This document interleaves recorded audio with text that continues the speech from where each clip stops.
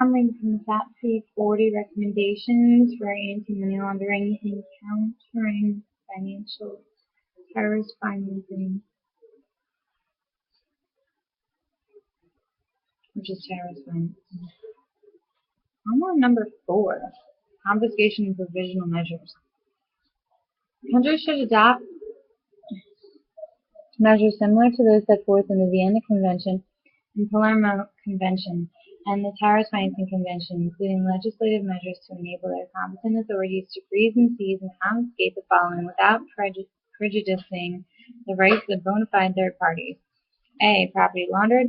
B. Proceeds from or instrumentalities used in or intended to use in money laundering or predicate offenses. C. Property that is the proceeds of or used in or intended or allocated for use in the financing of terrorism, terrorist acts, or terrorist organizations. Or D. Property of corresponding value. Such measures should include the authority to A. Identify, trace, and value property that is subject to confiscation. B. Carry out provisional measures such as freezing and seizing to prevent any dealing, transfer, or disposal of such property. C. Take steps that will prevent or avoid actions that prejudice the country's ability to freeze or seize or recover property that is subject to confiscation.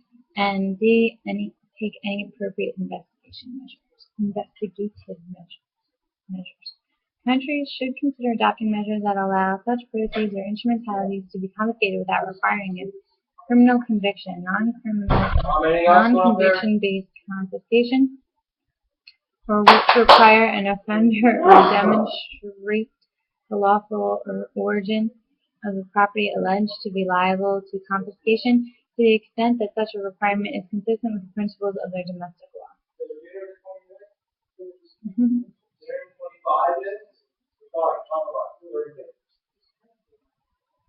Terrorist financing and financing of proliferation. Terrorist financing offense and fraud. Countries should criminalize terrorist financing on the basis of the Terrorist Financing Convention and should criminalize not only the financing of terrorist acts, but also the financing of terrorist organizations and individual terrorists, even in the absence of a link to specific terrorist acts. Did you stay away? Does it feel good in here? There's still a bottle. Really? Still a bottle. No.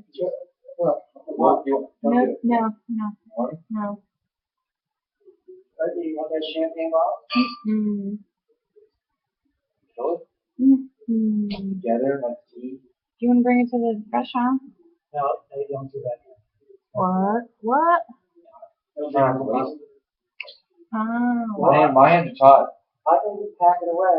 Well, I guess we'll be doing a champagne toast. Now? Tonight. And then Mommy and I will drink it on. Alright. It is. You gotta kill the bottle. Put everything else away. We'll stand up for the bottles now. What? You know they're upstairs, right? First of all, not that. Oh, really? Yeah, we gotta put your booze away. Oh. We can put that away later. You must be telepathic then, Jordan. I only know what's going on. I know my ability here. And Russian thing, you gave me an idea because of that thing up there. So people don't use my kayak. Put the kayak in there, put the oars up there. So with the ladder, they might look above to see if the oars are up there above storage. But they never do that. Well, they might though, because they might want to know what kind of treasure you have up there, being that you own a home down here.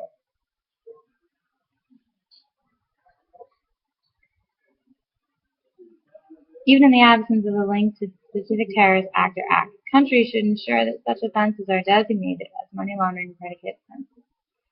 Targeted financial sanctions related to terrorism and terrorist financing. Countries should implement targeted financial sanction regimes to comply with United Nations Security Council resolutions relating to the prevention and suppression of terrorism and terrorist financing.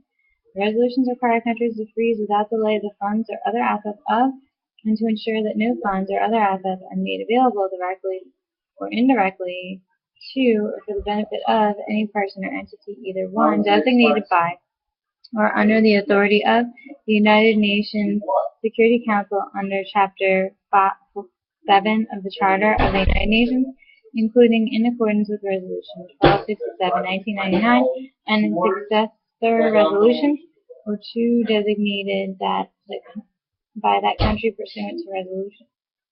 7. Targeted financial sanctions related to proliferation. Countries should implement targeted financial sanctions to comply with the United Nations Security Council resolutions relating to the prevention, suppression, and disruption of proliferation of weapons, mass destruction, and financing. These resolutions require countries to freeze without delay the funds or other assets of, and to ensure that the funds or other assets are made available directly or indirectly to or for the benefit of any person or entity designated by or under the authority of the United Nations Security Council under Chapter 7 of the Charter of the United Nations. 8. Nonprofit organizations. Countries should review the adequacy of laws and regulations that relate to entities that can be abused as financing of terrorism. Nonprofit organizations are particularly vulnerable, and countries should ensure that they cannot be misused. A. By terrorist organizations posing as legitimate entities. B. To exploit legitimate entities as conduits for terrorist financing, including for the purpose of escaping asset freezing measures, and C. To conceal or obscure the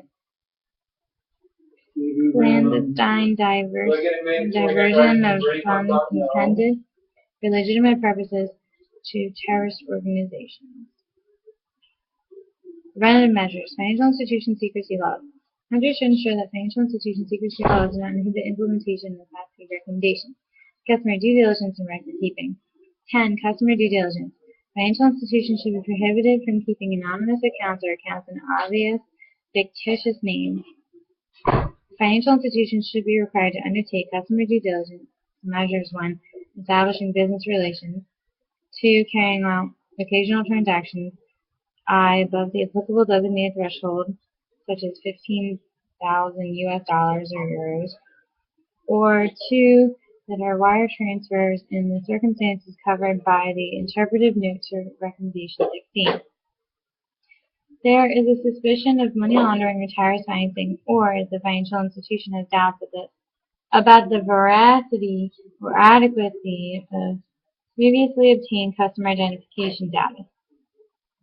The principle that financial institutions should conduct CDD should be set out in law.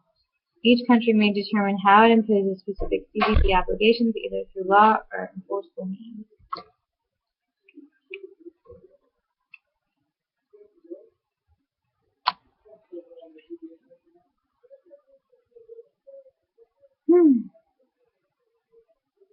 The CDD measures to be taken as follows. A. Identifying the customer and verifying the customer's identity using reliable independent source documents, data, or information. B. Identifying the beneficial owner and taking reasonable measures to verify the identity of the beneficial owner, such that the financial institution is satisfied that it knows who the beneficial owner is, the legal persons and arrangements. This should include financial institutions understanding the ownership and control structure of the customer, and C. Understanding and, as appropriate, obtaining information on the purpose and intended nature of the business relationship. D. Conducting ongoing due diligence on the business relationship and scrutiny of transactions undertaken throughout the course of that relationship to ensure that the transactions being conducted are consistent with the institution's knowledge of the customer, their businesses, and risk profile, including where necessary the source of funds.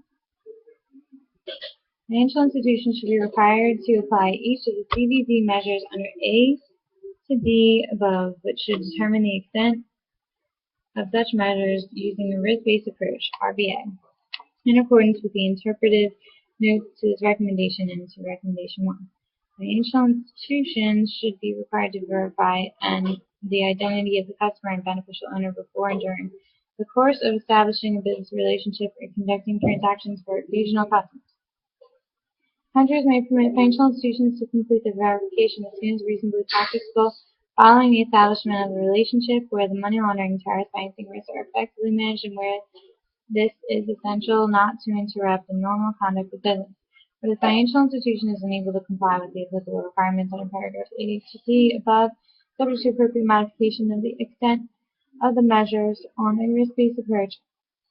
It should be required not to open the account, commence business relations, or perform the transaction, or should be required to terminate the business relationship and should consider making a suspicious transaction report in relation to the customer. These requirements should apply to all new customers throughout financial institutions. Should also apply this recommendation to existing customers on the basis of materiality and risk, and should conduct due diligence on such existing relationships in the appropriate times. 11. Record keeping.